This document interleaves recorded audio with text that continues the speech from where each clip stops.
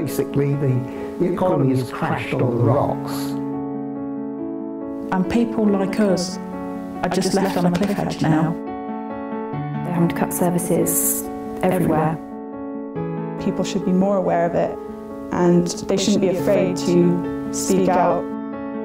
Life was great, and then the Tories got in. Well, to quote an author, a series of unfortunate events is how I'd pretty much describe my life over the last few years. I'm a former student. I just graduated from Brighton University. I first started at the University of Kent. I'm a single mum of 2 kids. I'm self-employed now, but last year I was on income support. I've been nursing for 16 years. My husband got a job and I stayed at home with the children. Life was great. And then the Tories got in. My personal experience really was having to pay extortionate amounts of rent in Brighton. They stopped my income support one day because I hadn't attended a telephone interview. They've cut hundreds and hundreds of beds at St Mary's Hospital. So I've just graduated from Brighton doing a humanities degree, and I checked my student loan, and it's about £50,600. And I hadn't attended a telephone interview because they sent me a letter with the wrong date on it. We've been left pretty devastated financially. That the patients are not getting the treatment we would like to give them. I explained to them that the letter they'd given me, the date was completely different. They didn't believe me. They said, "I'm sorry, we couldn't possibly have sent you that letter." I couldn't afford Brighton. You know, I'm in debt. My student loan didn't cover my rent. My grant didn't cover my rent. So I had no money coming in whatsoever. I had no way of paying rent or bills or paying for food. It's like each time a new cut is announced, it takes that bit further. I'm in £50,000 debt now. So I was facing going to food banks, and they didn't care. They just didn't care.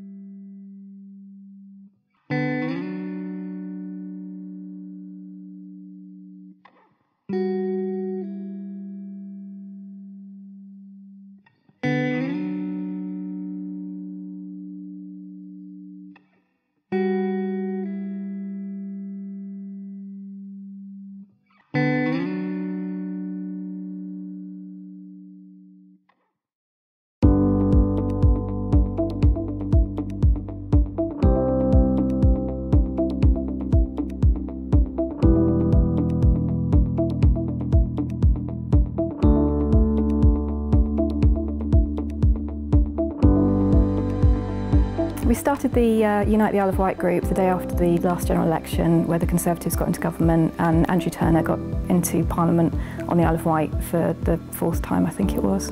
Me and my friend decided we needed to find people that were like-minded and, you know, wanted to make a change. When Unite the Wight started, I thought, this is going to be good. There's going to be some activism here. I think prior to the general election, there was a lot of hope and a lot of anticipation that things were going to change. The government tells you not to care. You're worthless. You don't really need to be political, but people do. They need to stand up for themselves. And I think it's great that Unite the Wight is educating a lot of people. I hope that also they can make their voices known and actually affect change. To unite people across the island, to link up nationally. That everyone's more aware that the cuts are coming from the central government and it's not really the council's fault.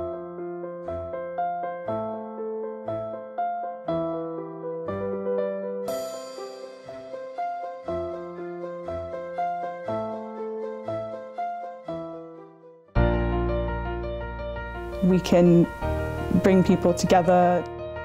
To educate people really as to what's going on. Unite as a community.